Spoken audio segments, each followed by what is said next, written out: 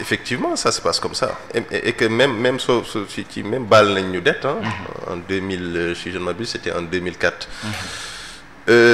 soo amee loolu ci FMI moo tax ma ne FMI taxawaayam du uniquement leb su lay lebal muy leb bu gën ci leb yi su lay accompagner mooy accompagnement bu gën ci accompagnement bi su lay xool li lay réguler aussi ci accompagnement bi la bokk aussi lu baax la donc lu mel noonu doo ko jël di ko xarab wala di ci wax yoo xamante ni peut-être mën na indi ay malentendu ci yenn sujets yi voilà donc surtout nga nekk kilifa jiite lu gouvernement Sénégal nekk premier ministre am na yoo xamante ni du lu ñuy wax ci public am na yoo xamante ni mën nga toog ci say technicien toog ñeneen ak sa bureau ak si ñi ngay liggéeyal nga wax ko fa du génn foofu du weesu foofu mais et j'espère qu'ils ne tiendront pas rigueur par rapport à ce qui a été dit par le Premier ministre.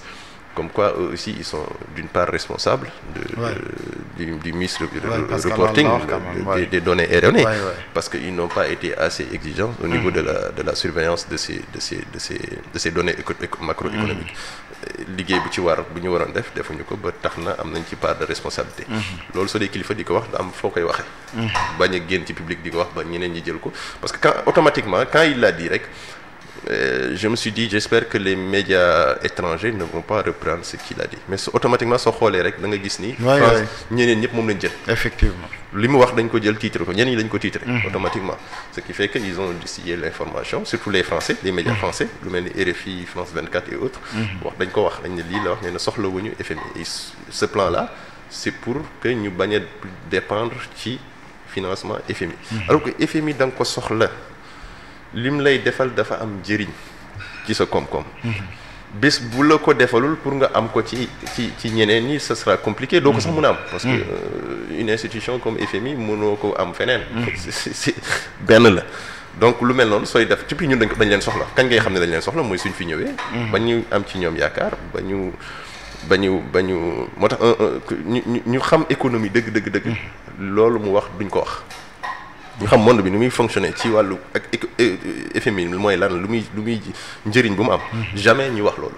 ku mel ni Cheikh Diba su teewoon micro bi doo ko mos a dégg mu wax loolu xalaatu ko. parce que xam na njëriñ bu mu am c'est njëriñ essentiel bu mu am ci suñu koom-koom ci koom-koom comme yeneen réew yi donc taxawaay boobu FMI ñun mënuñu dañoo bokk ci FMI. aussi comme yeneen pays yi ñu ci bokkee. kenn mënul dem bàyyi sama voilà non sax ñun dañ cee bokk ñoom ñoo leen soxla. ñoom soutien la ñuy am. assistance. ak régulation. jeex na d'accord bon loolu c'est très important. maintenant soo fekkente ni dañu wax ci lu jëm ci mooy li ma wax tout à l'heure nga dem ci problème mu actifs yi mooy actifs yi ma wax sànq. parce que plan bi soo ko jëlee globalement. man je me suis retrouvé à un chiffre global de 6200 et quelques milliards. Alors que le chiffre global c'est 5767 milliards. Donc sur ce plan-là ça me pose un problème. Je sais pas la différence entre les 5700 et les 6200 différence montant boobu fan la lu tax mu dugg foofu. Peut-être que ils auront à nous soumettre d'autres documents qu'on pourra mieux apprécier par rapport à ça.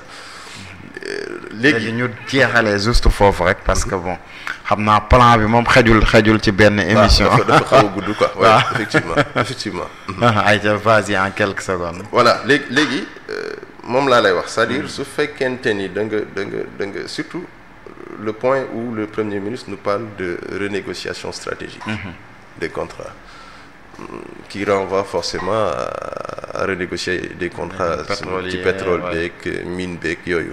Bon peut-être dinañ am yuñ ci réussir mais renégociation bi il faut comprendre que à leur niveau même c'est compliqué. ak BP ak autres soo ko déggee muy wax rek nga xam ni am na ay blocages yu ci am luñ ci bëgg a def parce que depuis ñu yegg si au pouvoir ñu ngi koy wax ba léegi amaguñ ci benn résultat. Ce qui montre aussi que ni voilà lu yombul. am na yuñ ciy réussir le truc des 30 milliards là pour defar ci des salles de classe ainsi de suite parce que il y avait un entrepreneur en surfacturation et autres. Ça c'est possible mais quand des contrats qui ont été faits par le régime précédent ak ces firmes internationales là nga dem di ko renégocier soit ñoom dañ ciy gis seen bopp. mën la ko nangul soit duñ ci gisul seen bopp duñ ko nangul. et que loolu ça posera un problème effectivement. ci domaine boobu. D'accord.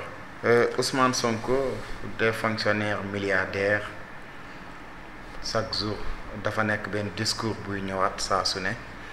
dégg nañ ko keroog ba mu dajalee ci di waxtaan ci mbirum service public wax jooju moom moo fa génnaat ne fonctionnaires yi waruñu am million sax bay nekk milliardaire. multimillionnaire. oui xam nga un fonctionnaire au Sénégal soo ko tegee ci lu muy gagner par mois. salaire am soo ko tegee ci salaire am rek ba muy dem retraite pour mu nekk milliardaire sur la base de ça c'est pas possible logiquement c'est pas possible. Ce qu'il dit sur ça logiquement c'est pas possible. Et il le dit maintenant warul doon milliardaire nit ku nekk am nga ñaan nga yàlla nekk milliardaire soo ko mënee nekk ci yeneen anam parce que fonctionnaire aussi comme wax na ko sax moom nee na soo bëggee nekk milliardaire da ngay génn fonction publique dem wuti leneen dem entreprendre pour mën a nekk milliardaire yàlla taxaw dimbali la yàlla dimbali la voilà taxawu la ci lu mel noonu. Donc un fonctionnaire qui se limite à ses revenus ci salaire pour mu nekk milliardaire durant tous ses états tout son parcours professionnel. Ce sera pas possible. Mais xam nga tey wax ji lu tax sax nit ñi di ci gën a débattre parce que nit ñëpp d'accord nañ quand même ci point bi que fonctionnaire simple mënut a nekk milliardaire mais moom fonctionnaire la woon Ousmane Sonko fonctionnaire la woon tey mu am ñu mel ni ay ñoom Madiambal Diagne ils ont fait des sorties pour dire que Ousmane moom ku bëri xaalis la. ba am na sax ñoom tudd nañ ay chiffres yu bëri. mais boobu ba tey kenn weddiwu ko. kenn woowu leen dara inquiété wu leen. donc mu amoon déclaration de patrimoine am bu mu defoon. nit ñi aussi doon laaj lan moo tax publier wuñ ko ak yooyu même si que ils n'ont pas tenu à le publier. parce que du président premier ministre la.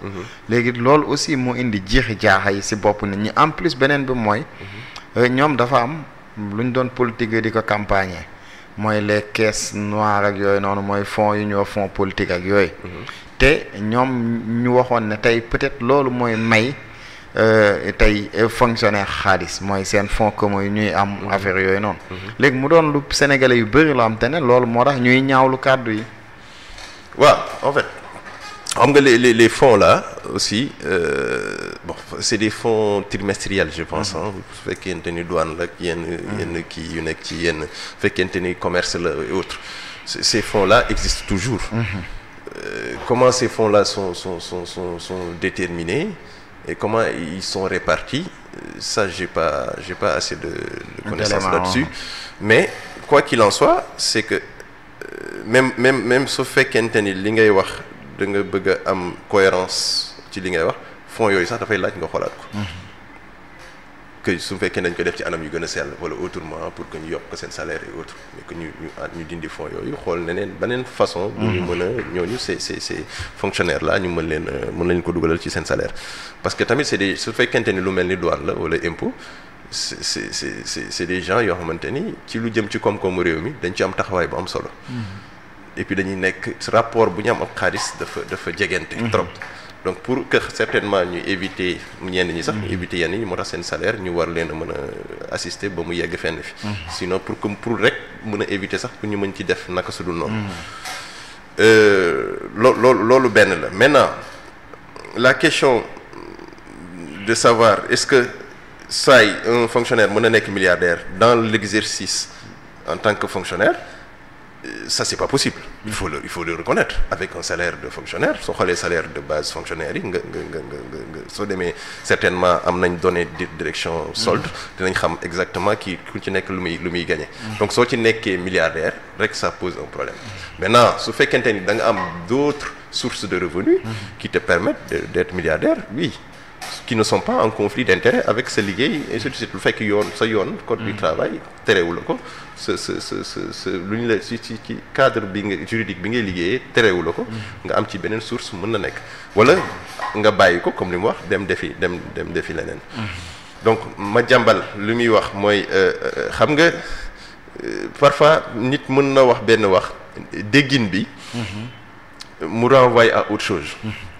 Parce que soo nee fonctionnaire mënul nekk milliardaire rek ça ne veut pas dire que ni le fonctionnaire yi amatuñu ça ne les encouragera plus à être que ku bëgg a nekk milliardaire su la encouragé di nga dugg dans la fonction publique parce que da nga naan fii moom comme nit mënu nekk milliardaire et que man j'aspire à être milliardaire je ne vais pas aller là alors que non mën nga nekk dans la fonction publique pareil soit su la laajee nga génn ci dem nekk ci leneen ak une fois que nga acquérir benn niveau d'expérience bi nga defi leneen donc effectivement même ñoom durant à part les fonds qui leur sont destinés, ça s'appelle fonds politiques ou autres, le Premier ministre a parlé de son salaire et du salaire du président de la République.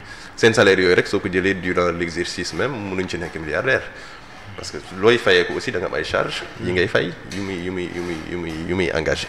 Donc effectivement il a raison sur ça. Maintenant est-ce qu'il a raison de le dire, est-ce qu'il devait le dire ou pas? Peut-être que contexte bu mu ko waxee aussi. Il peut le dire su fekkente ni dafa bëgg a xeex guerre par exemple wax ko ci contexte boo xamante ni c'est juste pour lutter contre la corruption et autres mu wax leen ko dina permettre ñooñu